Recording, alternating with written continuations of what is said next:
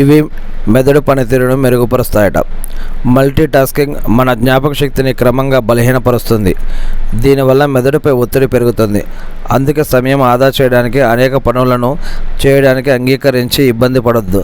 ఒకేసారి 4-5 పనులు సగం సగం చేసే కంటే ఒకటి పూర్తయ్యాక మరొకటి చేయడం ఉత్తమం. ప్రతిరోజు కనీసం 7-9 గంటలు నిద్రపోవాలి. నిద్ర తక్కువైతే మెదడుపై ఒత్తిడి పెరిగి జ్ఞాపక శక్తి క్రమం తగ్గిపోతుంది. మంచి పోషకాలతో కూడిన ఆహారం మెదడును మనల్ని ఆరోగ్యంగా ఉంచుతుంది. అందుకే జంక్ ఫుడ్కు దూరంగా ఉండాలి. మరి జంక్ ఫుడ్ అంటే ఏంటో మీకు తెలుసు కదా.